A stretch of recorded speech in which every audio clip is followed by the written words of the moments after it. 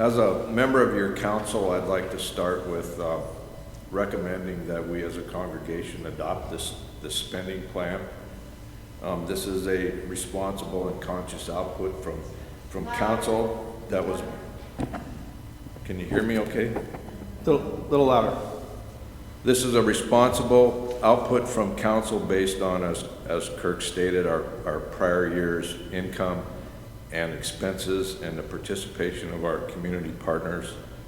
I feel like as a congregation we have many things to be proud of, a lot which has already been discussed here, but I mean, we're still here 12 years after a failed vote to separate from the ELCA and half of our membership leaving.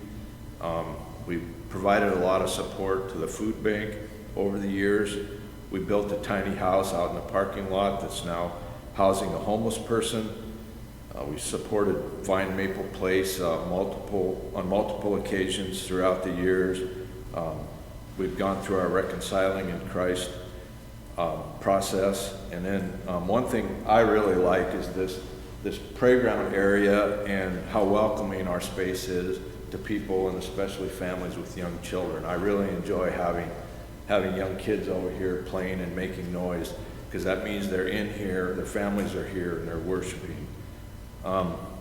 All that said, this spending plan is not something that I'm particularly proud of. In fact, it's frustrating to me, and I'm embarrassed as a member of council to be putting this forward to you to be adopted. As was stated earlier, no raises for our staff. We've cut out all staff positions except for our pastor and musicians that are directly supporting our worship services. Office support and maintenance positions have been eliminated and transitioned to volunteer positions. There's nothing in the budget for any ministries or outreach. You know, we used to have categories for each committee that had money. Those have been cut to basically zero. And then our Senate contributions are kind of a paltry, in my mind, 3%. I think we face serious challenges going forward as a congregation. I think, as Kirk stated, our position right now is fine, but we're in a position where I don't think we can sustain this going forward. I don't believe it would be an exaggeration to state that going forward we're going to struggle to maintain a full-time pastor. If you walk around here during the week, all our space is in use by our partners, except for the office, Pastor Andy's office, the narthex, and the sanctuary. And oftentimes the narthex and sanctuary are also being used. The spending plan is as lean as possible. If we have any inflation, as Kirk stated earlier, or unforeseen expenses, we're going to be in a tough spot. And oh, by the way, there's a roof issue and leak with the transition between the new building and old building, roughly over in that area. We just had a mold abatement company in here on Friday due to issues with that roof leaking. As you look around, you know, a lot of our lights don't work, and the paint on the outside of the building needs to be redone. That's just a minimum. I'm sure there's a host of other things. Kind of most frustrating to me is last year we stood up here and presented a budget, and we made it very clear that if we were going to adopt that budget, that giving would have to increase to support that budget. After that challenge in passing, 6 families stepped up to that challenge. 6. And then, if I'm not intending to call anybody out here, I apologize if it seems that way, but you all need to understand the realities of this. If you take a look at our proposed spending plan of $275,000, we have roughly 40 families giving per month. That goes up and down a little bit, but 40 is about a good rough number. And if you do the math, then the $275,000 divided by 40 requires each family to provide an average of $7,000 per year, which is $600 per month or $135 a week. But the real difficult spot that we're in is, of these families, 9 families make up roughly 50% of our giving.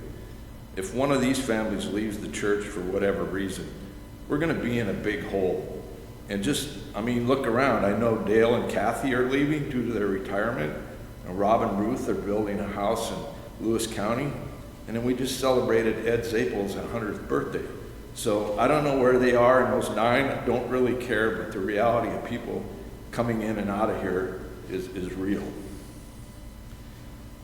And then, as Andy stated earlier, coming out of the pandemic, it just feels like we're just existing. We're just surviving. We don't really have a focus or purpose.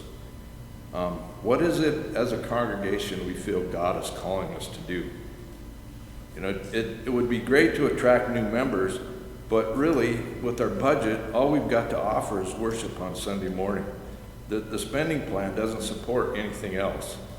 And then, you can always make a comment, well, we can just have Andy do more, but with the staffing cuts we've gone through, he's overloaded as it is, so asking him to do anything more is just not realistic.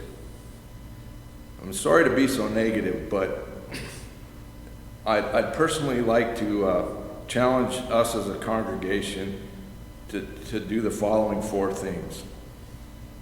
My first challenge or question is, do you as a member of SVLC benefit spiritually from our ministry such that you want to continue to see us be a viable congregation?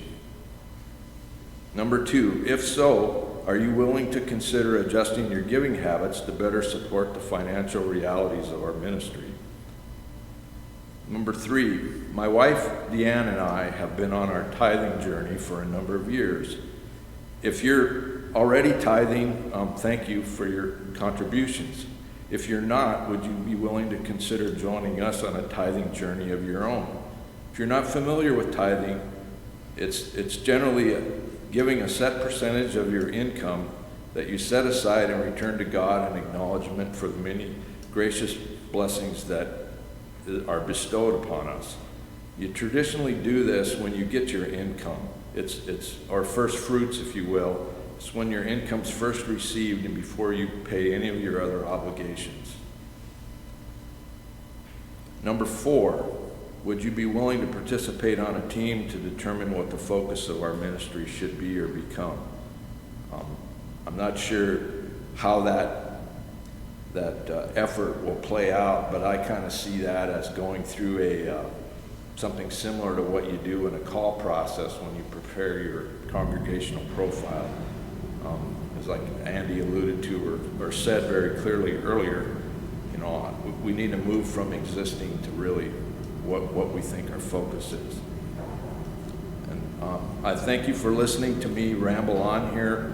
I'd like to end with the following reading from the 3rd chapter of Proverbs. And it reads, "Honor the Lord with your wealth and with the first fruits of your produce. Then your barns will be filled with plenty and your vats will be bursting with wine." Thank you for listening and for your prayerful consideration of our situation.